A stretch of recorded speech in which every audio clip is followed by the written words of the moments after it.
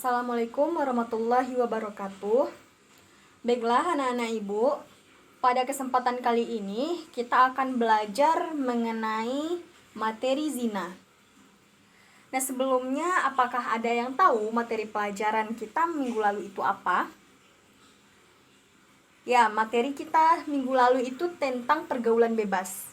Jadi di sini pergaulan bebas dan zina itu ada keterkaitan antara satu dengan yang lainnya. Jadi anak ibu, kita akan membahas sedikit tentang pergaulan bebas. Nah, pergaulan bebas ini adalah macam-macam atau contoh dari zina tersebut. Seperti pergaulan bebas. Nah, pergaulan bebas itu apa? Pergaulan bebas itu seperti pacaran, seperti terjerumus dengan teman yang tidak baik. Jadi, kita balik lagi kepada materi kita, yaitu tentang zina. Nah, jadi ibu akan menjelaskan tentang zina. Nah, siapa yang tahu apa itu zina? Silakan angkat tangan. Ya, betul sekali. Sekarang ibu akan meluruskan apa itu pengertian dari zina. Nah, jadi zina itu berasal dari kata zana, yang artinya berhubungan badan antara laki-laki dan perempuan yang bukan mahram atau tidak dalam suatu ikatan pernikahan.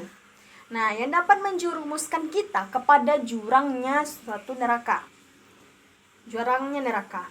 Jadi kita anak-anak ibu berharap di sini tidak ada yang tidak ada yang melakukan zina.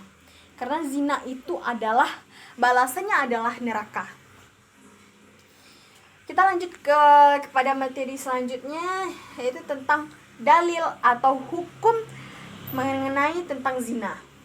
Nah, tertuang dalam Quran surat Al-Isra ayat 32 yang berbunyi, wala taqrabuz zina, janganlah kamu mendekati zina. Nah, di sini ibu akan menjelaskan apa maksud dari arti janganlah kamu mendekati. Nah, janganlah kamu mendekati itu artinya jangan sekali-kali kita masuk ke dalam jurangnya zina.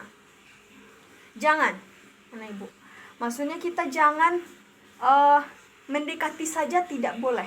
Apalagi kita sampai melakukannya, itu tidak boleh. Makanya kita sebagai manusia harus taat kepada Allah, taat kepada perintahnya dan menjauhi larangannya. Itu maksud dari janganlah mendekati.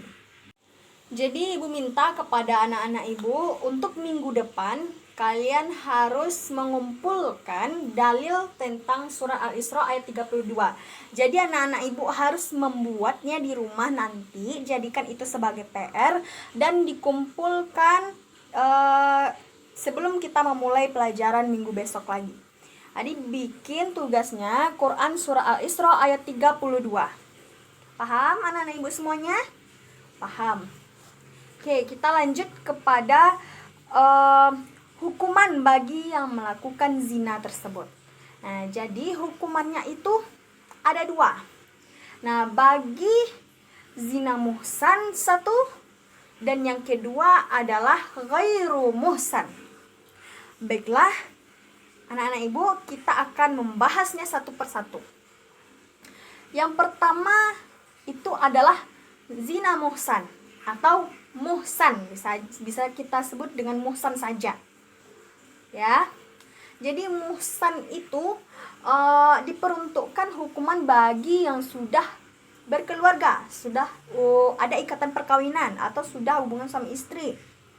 Nah, jadi hukumannya apa bagi yang muhsan ini jika dia melakukan zina? Nah, jika orang yang sudah menikah terus dia berzina, itu maksudnya. Nah, apa hukumannya?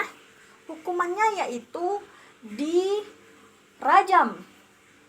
Dirajam sebanyak 100 dirajam sampai mati. Ya, dirajam dia sampai mati.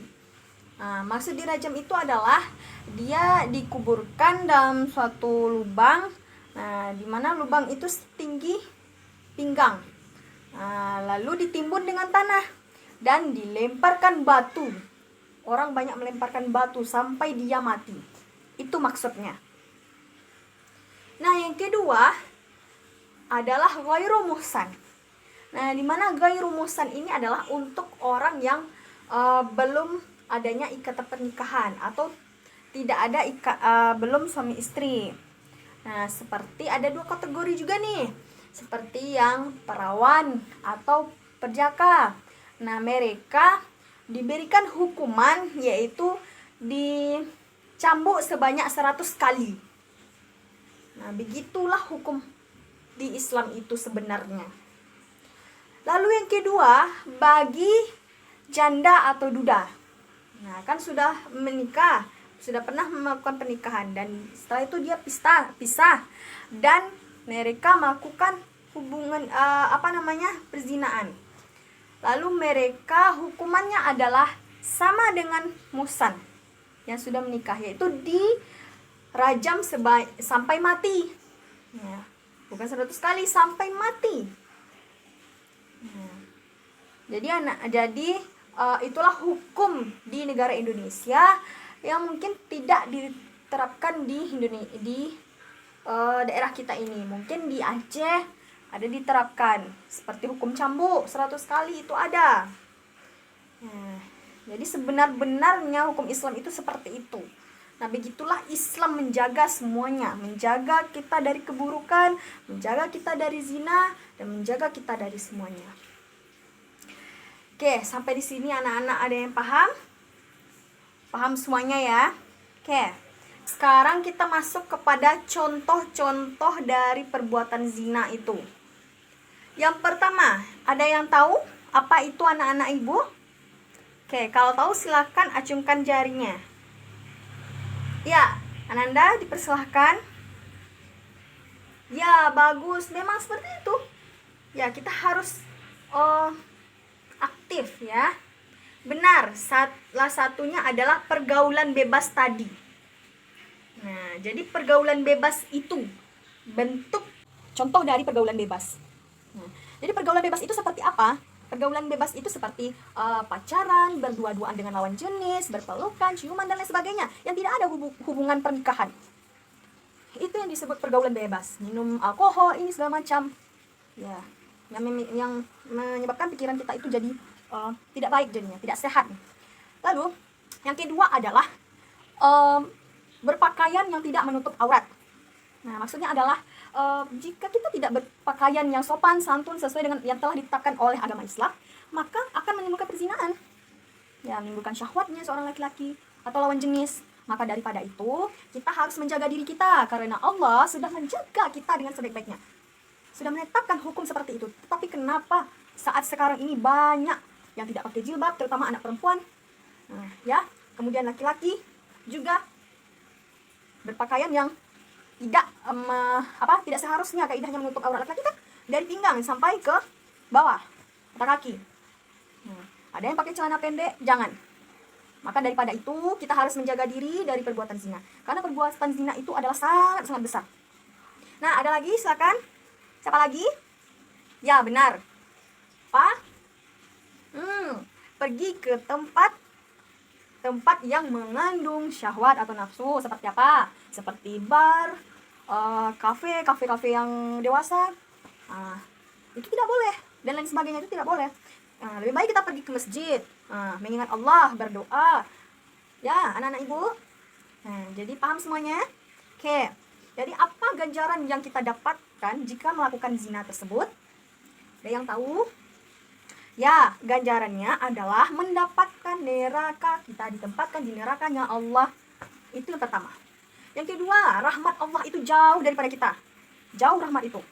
Tidak, Allah itu benci dengan orang-orang yang melakukan zina. Dan lain sebagainya. Maka daripada itu, kita sebagai generasi muda, anak-anak ibu, harus melakukan kebaikan, menghindari perzinahan, karena supaya kita tumbuh dan berkembang dengan baik, dengan jalannya Allah. Paham sampai di sana? Oke, mungkin baiklah, demikian materi kita pada hari ini. Ibu mohon maaf jika ada kekurangan. Ibu mohon maaf, Ibu sudahi dengan Assalamualaikum warahmatullahi wabarakatuh. Jangan lupa PR-nya ya. PR-nya minggu depan dikumpulkan. Oke.